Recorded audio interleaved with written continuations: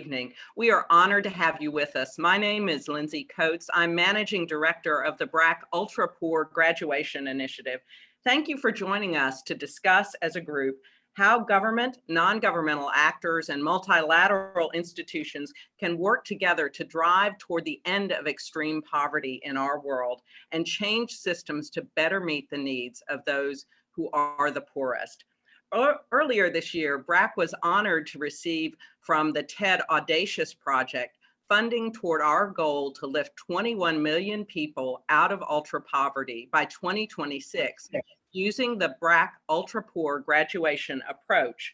Our ambition is to scale through existing programs using policies on poverty reduction, social protection, and economic inclusion to achieve the outcome that we all so desire, an end to extreme poverty. We will be increasing our work with government and non-governmental actors and multilaterals, and we want your advice and thoughts on how to do this most effectively. I also really want to express my gratitude and thanks to the Abdul Latif Jamal Poverty Action Lab, better known as JPAL in our world, for their collaboration and commitment. Data-based solutions are at the heart of how BRAC seeks to end ultra poverty, and JPAL is at the heart of that work. As COVID-19 threatens to push even more people into extreme poverty, I'm sure many of you were distressed, as I was, to hear the president of the World Bank, David Malpass, project that as many as 150 million people could be pushed into extreme poverty by the end of the year. The effects have been horrendous, particularly for women and girls, on the global economy, as well as the untold human suffering that has happened. Many low and middle income countries have yet to feel the full extent of COVID-19's economic crisis. And when the full impact is felt, it will be even more severe. So this underscores the urgency and need to talk about what we do to stave off this crisis and to change systems. BRAC believes that highly inclusive social protection systems are a matter of right and a matter of justice, not simply a matter of charity. So we are honored to be joining with like-minded actors who want to work toward building highly inclusive development mechanisms that will really change the trajectory for the world's poorest people. Before we turn to our panel, I'm now very honored to share a special message from Amina Mohammed, the Deputy Secretary General, which she offered to give us to support our work. After we are done with her message, we will be turning to the panel. Now the video, please.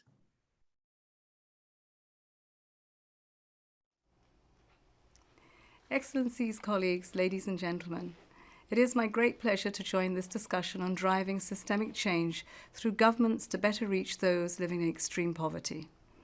Even before the COVID-19 pandemic, poverty reduction had stagnated and was being reversed in some regions, while the pursuit of economic growth at any cost was causing enormous damage to people and planet. The enormous advances that we have made towards reducing poverty over recent decades have been concentrated in a few geographical regions. Hotspots of multidimensional poverty remain around the globe.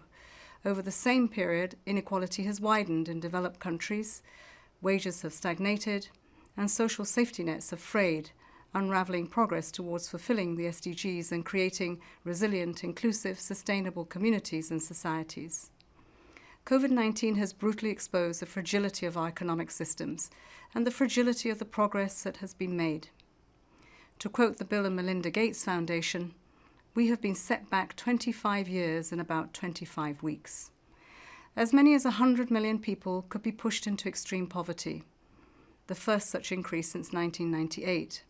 Some 270 million people face acute hunger, while 500 million jobs could be lost in the second half of 2020 alone. This will be particularly hard on young people, who account for 20% of the global population living in extreme poverty. Close to 1.6 billion children worldwide were out of school at the height of the pandemic. As a group, they could lose as much as $10 trillion in lifetime earnings. And many, especially girls, will never return to school, losing a lifetime of opportunities. As in any crisis, the world's poorest countries and most vulnerable people, the poor, people with disabilities, women, indigenous groups, and the marginalized of all kinds, are bearing the brunt. Meanwhile, as the world's poorest struggle with job losses and rising food prices, the world's richest have increased their wealth by an estimated 25%, growing their fortunes to a record high of $10.2 trillion. It is clear that our economic and financial frameworks are not working as they should. They are contributing to unsustainable levels of inequality that threaten stability and prosperity. Excellencies, ladies and gentlemen, the pandemic is a wake-up call. We must all take responsibility for transformative change. Now's the time to strengthen public institutions and enhance the preparedness of the public sector in managing crises while maintaining existing investments in key delivery systems. Governments must take direct action to reach those living in extreme poverty, including investments in social protection, implementing universal health coverage, access to basic education, water and sanitation, and exploring innovative financing models like the universal basic income. Governments should seize this opportunity through stimulus packages to align recovery policies with green, inclusive, and gender-responsive objectives, guided by the 2030 Agenda for Sustainable Development. This provides the framing needed for a whole of government, whole of society, and a whole of world approach to make this happen. The United Nations is working with all countries to support governments drive systemic change to survive this crisis and build a strong recovery. The UN Development System, with its 131 UN country teams, is fully mobilized. We have already adjusted a significant proportion of our $17.8 billion portfolio of sustainable development programs towards the needs generated by COVID-19 and worked with governments to prepare crisis response plans for development. We've convened world leaders on the global response needed for financing for development. Governments, prominent economists, civil society, ministers, and experts have finessed a menu of policy options that are aligned with the 2030 Agenda. We will continue to advocate for these policies with international financial institutions and on other global platforms, including the G20 IFI and the National Development Banks, to ensure that socioeconomic responses to the pandemic lay the groundwork for a future that is pro-poor, gender equal, green, and promotes just transitions. As we enter the decade of action on the SDGs, strong institutions will be the bedrock for us to get back on track to build a sustainable, resilient, inclusive societies and economies that we will need. Thank you.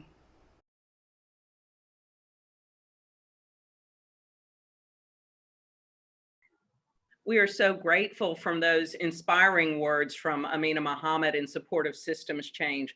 I'd now like to introduce our panel. We are very excited by the top-rate discussants we will have for our conversation. Abigail Banerjee is the director of the Abdul Latif Jamal Poverty Action Lab, JPAL, and currently the Ford Foundation International Professor of Economics at MIT. He was a recipient of the 2019 Nobel Prize, and I was one of, I think, the many in development economics who were so excited to get up at the crack of dawn and listen to his Nobel lecture, in which he cited research from BRAC on the ultra-poor graduation method. Abhijit, if you would turn your video on, that would be great. Our next panelist is Achim Steiner, the administrator of the UN Development Program. I've known Achim for quite some time. He is a relentless and tireless advocate for the idea that poverty is a multidimensional problem which needs to be addressed across multiple interventions and in multiple contexts. We are so grateful for your participation today. Carolina Trivelli is a senior researcher at the Peruvian Institute of Study, although she has a long and distinguished career with the graduation approach. She was serving as the head of the CGAP steering committee when the Ford Foundation and CGAP did the studies of the graduation method, which changed the trajectory. She is very active in innovative development circles, currently on the advisory board of RIMCEP, Latin American Center for Rural Development, and is a member of the high-level panel of ID for Development Initiative of the World Bank. She is also formerly the Minister of Development and Social Inclusion of Peru. Thank you for joining us, Carolina. Last but not least is Shameran Abed, whose title is Senior Director of Microfinance and Ultra Poor Graduation Programs for BRAC. But Shameran is so much more. He is a leader in the ultra poor graduation approach. He's a thought leader. He is also the author of the first TED talk filmed in Bangladesh. If you want to, we can send you a link to it so you can see it. It's had 1 million views. Thank you for joining us, Shameran Bai. So now I'd like to turn to our panel for their discussion of the question of how we scale the graduation approach toward highly inclusive social protection to serve the poorest communities. We have 4 guiding questions, and we can spend about 10 minutes on each. To keep our conversation dynamic, I've invited various panelists to be first responders on each topic, and I'd like an initial brief intervention, and then invite the other panelists to scale in and involve themselves in our conversation. So I'd like to turn first to Abhijit for an important question. What do you see as the critical ingredients in collaborating with governments to drive systems change to better meet the needs of those living in extreme poverty? When working with government partners in the social protection and anti-poverty policies, where can non-governmental actors add the most value? Abhijit, over to you.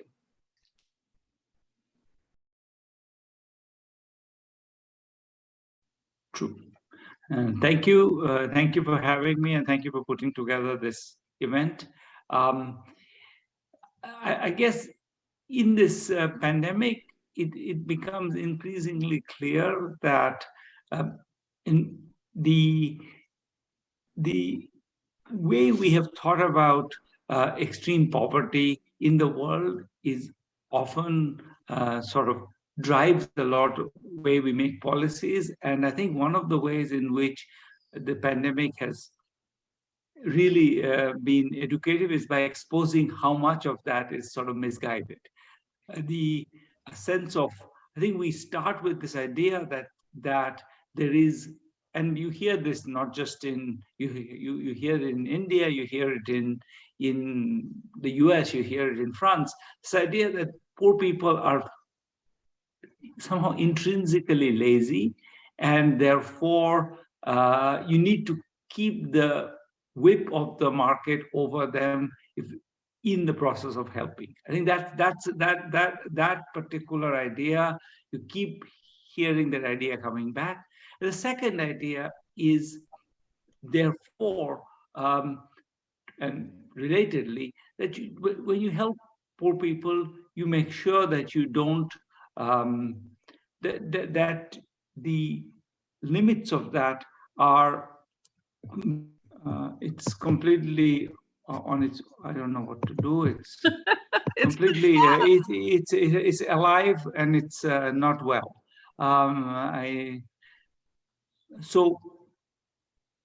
And therefore I think one of the sort of the premises is that you may have to make sure that you don't get cheated in any way, to make sure that you find poor people who are deserving, and only them. I think they should be able for any help. I think one of the things that BRAC, for example, but many other organizations around the world have made very clear in the last 20, 30 years is the idea that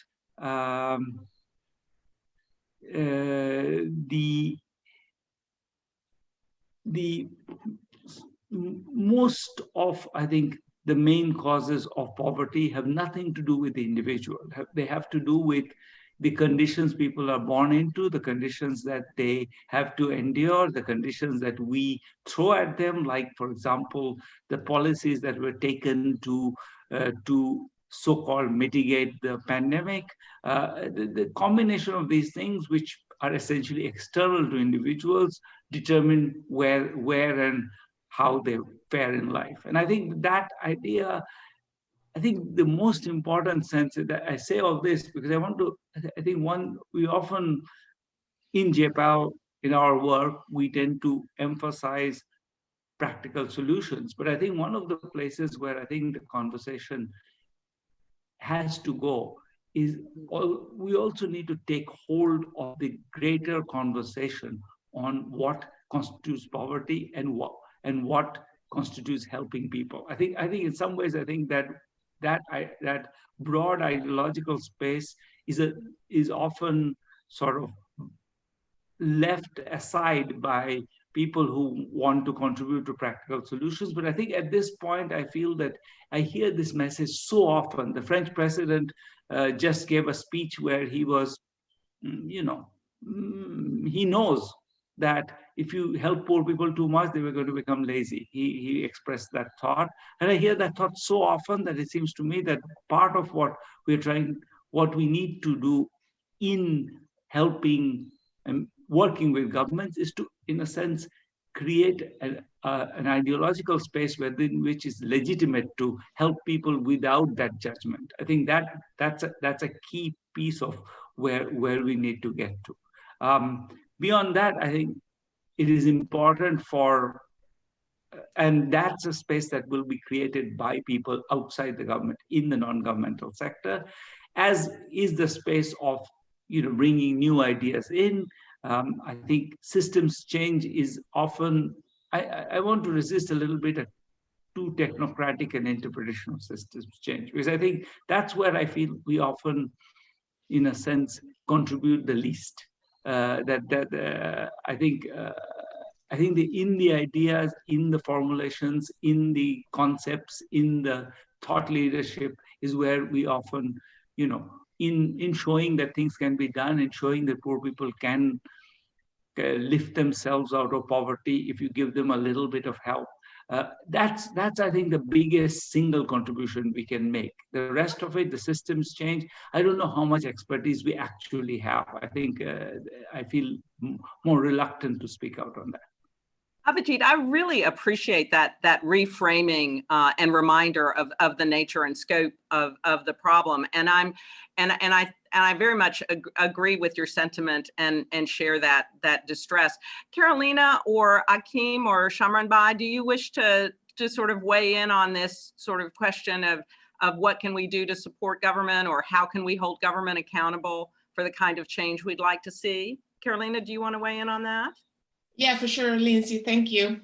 Yeah, I completely agree with the challenge of changing the narrative about how the poor live and what are the expectations they have and what circumstances really tie them to the poverty situation they are facing. I think we have a long way to go, and for sure, non-governmental institutions are the ones that could really help to change that narrative. And we need a lot more than nice stories and good evidence. We need to really build a more political narrative about it. And I completely agree with that.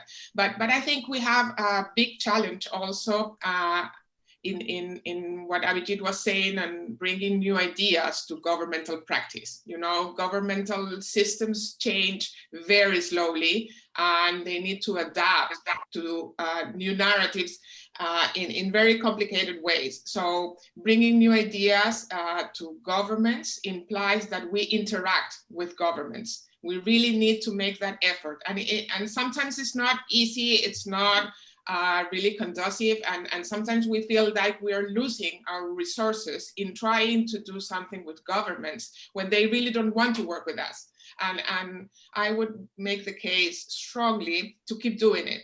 If we don't interact with governments, it's impossible for us to provide them with these new ideas, but also it's impossible for us to really learn what are the real restrictions government face to adopt new ideas.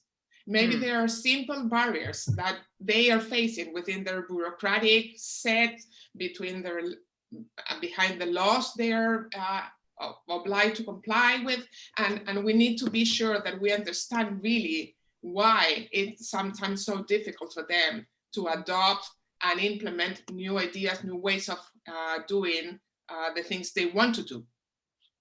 That's very helpful, Carolina. I think that sort of trying to think about the constraints. Achim, do you have thoughts on sort of what constraints government faces? Yes, thank you, Lindsay, and a great pleasure to join such a distinguished panel. And perhaps picking up where Abhijit just spoke on, poverty as a phenomenon often has less to do with the individual than with systems. And even though poverty is an absolute experience, I think it is in understanding how poverty is first of all understood. And you asked me about governments, so very often public institutions measure poverty. And this is the first challenge, I think, Abhijit, that you also spoke to, and Carolina. We have oversimplified, distorting metrics for understanding poverty. Who are the poor? Why are they poor? And very quickly you begin to see the intersection between poverty and inequality. And that's why it is very much a systems approach, I think, that we need to take. And it's, I think, in the nature of understanding what you can change, that you also address opportunity. Very often development views poverty as somehow a lifting people out of extreme poverty, and from there on things move on. And yet, the last 30 years have taught us an interesting thing. I mean, since 1990, when 93% of the world's poor people used to live in low-income countries, in fact, today it's, I think it is, I just want to make sure I get the number right, 60% of the world's poor live in middle-income countries. So we also need to understand how our economic development choices and pathways influencing the ability to reduce poverty or to amplify poverty through greater inequality. And I think later in our discussion, we will come back to perhaps more specific issues. And, COVID-19, I think, has been the great revealer of precisely these vulnerabilities that are so entrenched in the economic model, but also in the way in which we have tried to measure and tackle poverty, which is why, UNDP has this long tradition of looking at poverty from a multidimensional perspective. And I think that's the first step towards having a systems and systemic response to it. Back to you. Thank you so much, Achim. I think we've heard some really, really practical and intelligent ideas around sort of changing the narrative and understanding the system. Shameran, do you have anything to weigh in on for this question? Yeah, thank you so much, Lindsay. And also for me, such an honor to be part of this very distinguished panel. Yeah, I mean, if you look at BRAC's work over the last almost 50 years, and specifically with graduation, but even broadly with all the things that we've done, we've always had this idea that we need to stop looking at the poor as sort of recipients of aid, and switch that narrative to looking at the poor as sort of active agents of change in their own lives and in the lives of their families and the lives of their communities. And specifically for BRAC, that's been mostly working with poor women and low-income women. And we see how much investments there can make a difference. And that's been our experience for a long time. But I mean, working with now, several governments, obviously with the government of Bangladesh for a long time, but now with 10 governments over the last several years on graduation, we've been trying to integrate and incorporate sort of graduation thinking into government poverty reduction programs, economic inclusion programs.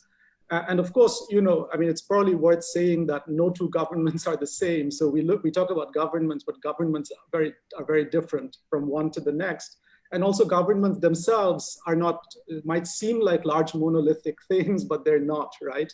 And when you go and work with governments, I think there are opportunities for non-governmental actors to make significant contributions in working with governments. So some of the things that's worked well for us, for example, when we've worked with governments, looking at targeting, for example, right? So, I mean, we'd like to think most governments want to get to the 2030 goals. They want to end extreme poverty, but in a lot of the very large scale programs that governments are running in many of our countries, the targeting typically tends to be quite poor and quite basic, right? To the point where we've seen programs in our country where the government's investing lots of money, but when it comes to targeting, they just do like, a certain number per district, per sub-district. So really not taking into into account at all that there are differences in poverty rates from one district to another. Certain parts of the country have more people living in the Middle East and sending back remittances. And some of these sort of very basic types of targeting means that a lot of people who shouldn't be in these programs tend to come into these programs. So there's sort of inclusion and exclusion errors. And we've had some success in working on the targeting side. Also on the design side, obviously making sure that these programs are actually designed for the poorest based on community needs, looking at a bottom-up way of designing some of these programs. Also working with multiple different parts of governments, because different ministries and different departments all have different strengths and different leverage points. And sometimes it's easier for us going from the outside, going into some of these silos and trying to get people and governments and departments to work together to build meaningful collaboration, to do some of the things that need to be done. And of course, lastly, I'll say obviously on the innovation front, and also with a lot of the new technology coming in and integration of some of that. Also, I think we as non-governmental actors, I think have a lot of role to play in that. So yeah, I think I totally agree with Abhijit's point that there needs to be a change in the mentality of the way we look at poor people and to move it from sort of dependence to resilience. But I think after that, there are concrete things that we as non-governmental actors can do, I think. Thank you. Thank you so much, Shameran. I think that was a great transition to the next topic of our discussion, which is even with these varying poverty contexts that exist pre-COVID, we started to talk about what COVID has exposed. And I'm curious to hear from each of you, and I'll start again with Shameran. What has shifted in terms of program implementation because of COVID? How are we changing? Are there things that are making us hopeful or things that feel worse in terms of addressing these problems? Shameran, over to you briefly, and then I'll call on the other panelists. Yeah, thanks a lot. So I think, Amina Mohammed was right when she said that, COVID has completely exposed the fragility of our economic system, right? And I mean, if I look at, some of our own experiences, the fragility of the lives and livelihoods of people, especially people living in poverty and low income settings, has been exposed. And also it's exposed the weakness of some of our existing systems. So obviously, we'll see more poor people, more people pushed into poverty. But I think there's also cause for hope, because I mean, if I've looked at our experience of working with the ultra poor and trying to build resilience and looking at how well they've managed to come through this crisis. Of course, the ultra poor and ultra poor women and extreme poor women, again, one of the worst hit by COVID, as you would expect.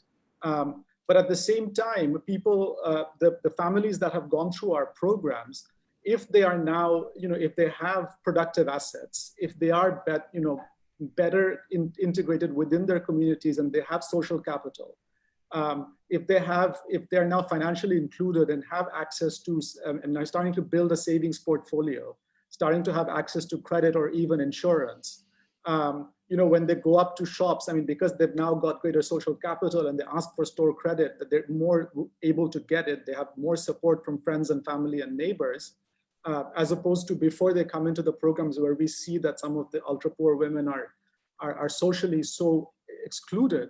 All of that builds resilience. And one of the few sort of silver linings that we've seen in the last few months is going back and looking at how our ultra poor participants have coped with this crisis. Obviously, for a while, due to the lockdowns, there was a significant hit on incomes. But at the same time, through using some of these coping mechanisms that now have, they've been able to get through this period. And actually, some other groups who are typically not within our ultra poor communities, like for example, urban poor, in the non-agriculture, non-farm trade, have been hit so badly because their livelihoods have completely been taken out. And because we don't have good, comprehensive, inclusive, urban social safety nets and social protection in most of our countries, where most social protection is very rural focused, that's been one big area of need. So I think we can look at that and build on that. But I would just say that building resilience, I mean, it's just taught us that as we look at our future strategy, resilience has to be front and center of that. So I would like to invite the other panelists. Abhijit, I saw your mic was off. I'm curious about sort of what do you see as innovation, perhaps, or more barriers because of COVID? Well, I think that I very much agree with Shameran bhai on the question that of sort of resilience. I do think that one from our own work, what I see is that there isn't. I think one shouldn't try to build systems for very large disasters in the same way as one builds systems for normal times. And I think we find, for example, we're doing an evaluation of a universal basic income program in Kenya for now some years. And one of the things we find is that precisely because the program works in a sense, it doesn't protect very much against a shock like this, because people don't hold on to the money. They spend the money, they invest it, they educate the children better, they run businesses, and when the economic system collapses, then in a sense, the people who are most hit are the ones who have small businesses. So in some sense, their incomes fall faster than that of everyone else.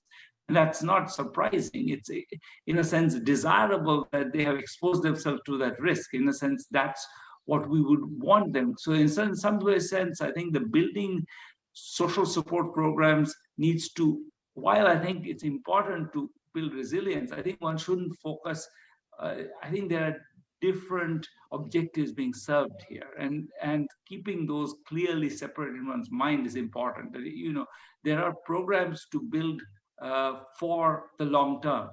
Mm-hmm. And then there are programs to build for emergencies. And I think those programs should not be the same program. And I think that's one of the insights we learned from, we went back and collected data online from, by calling people after the pandemic. And we find that just before the pandemic, the people who are doing the best are the ones who have crashed the most. And I think that's not a surprise, but it's one that tells us that, we don't want to use the same tools for everything. Abhijit, I really appreciate that. And I'd like to actually invite Achim to weigh in really quickly, and then Carolina, because UNDP has called for 6 months of universal basic income. That's an emergency response. And if you could sort of weigh in on what Abhijit has shared with us in terms of the difference of the remedies given the situation.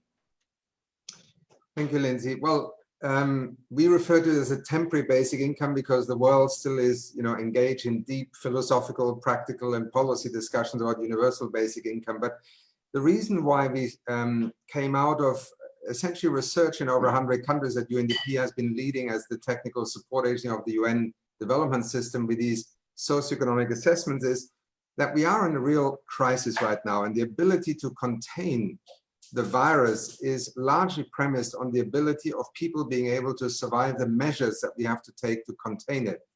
Now, every country, every governance system is debating lockdowns and different measures, but the fact is you cannot ask people to cease being economically active if they cannot feed themselves. So the notion of a temporary basic income takes on a very significant role in, first of all, enabling us to contain the virus.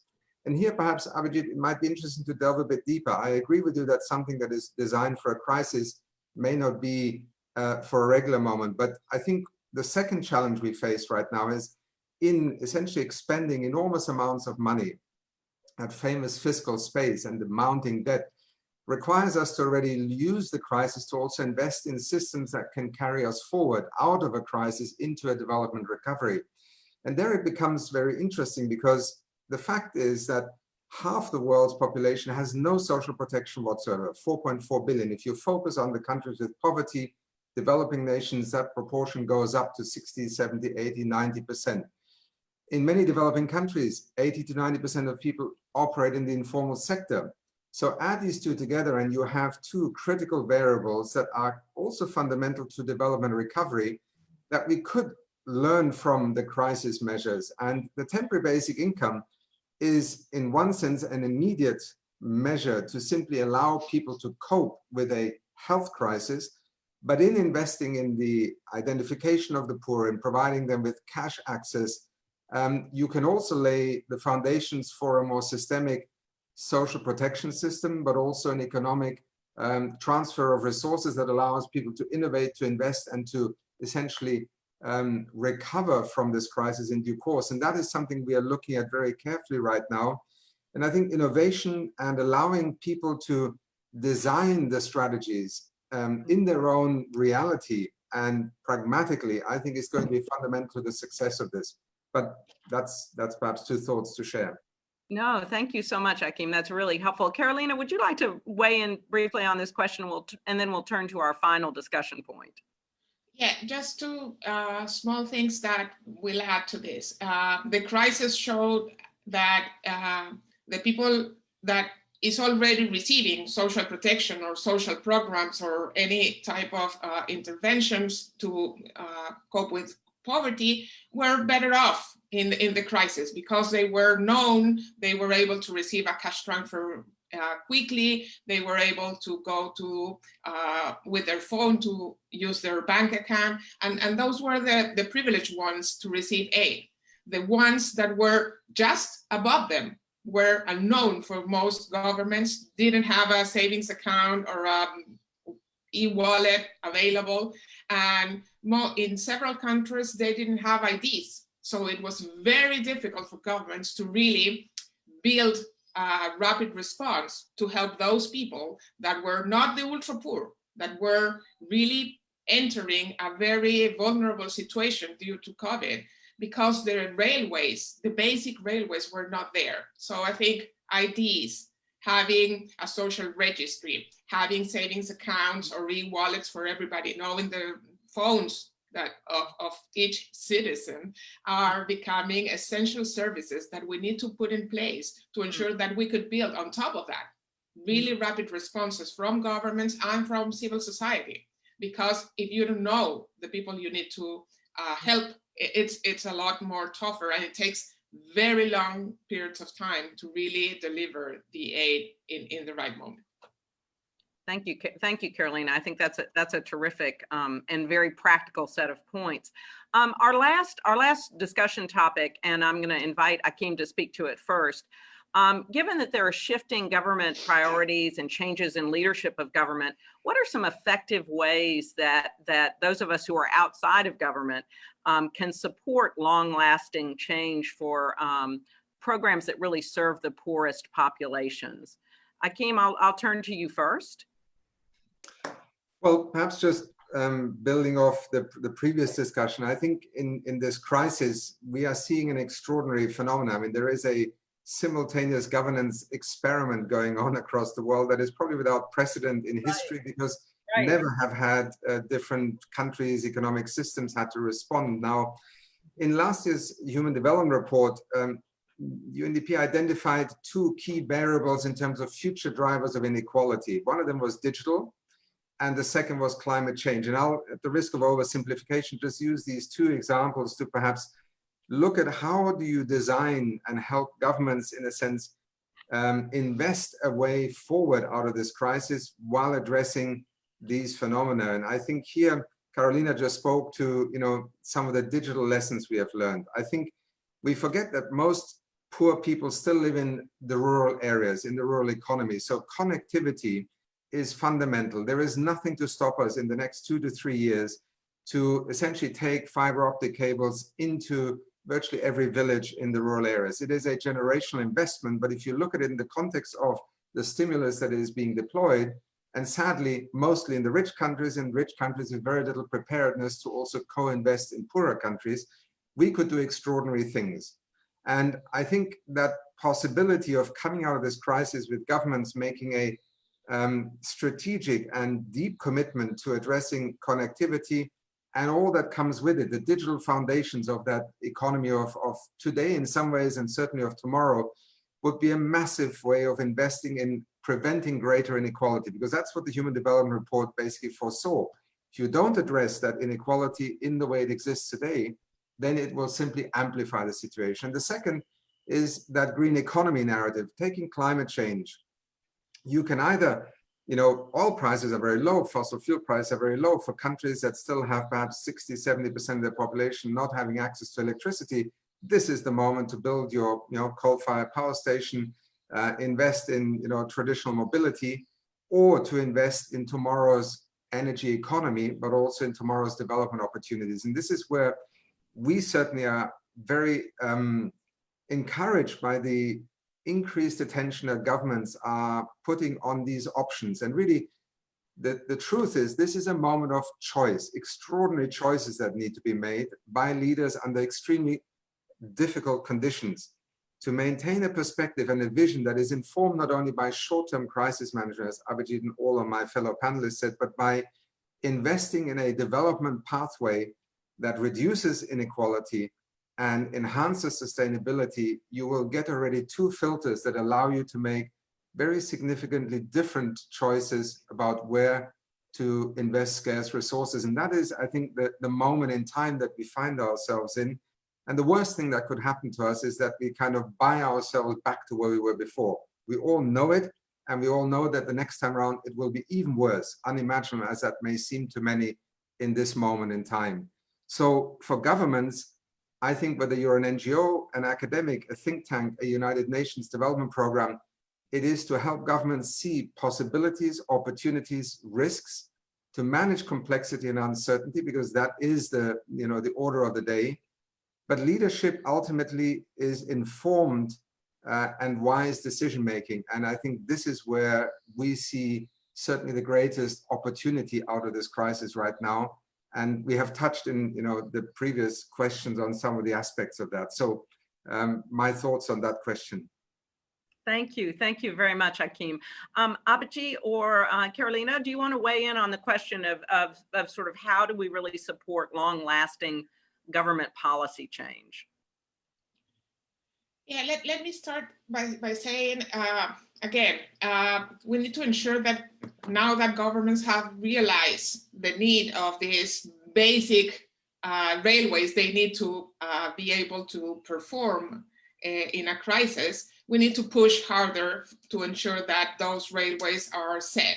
ID systems, phone coverage, internet access, digital, closing the digital divide.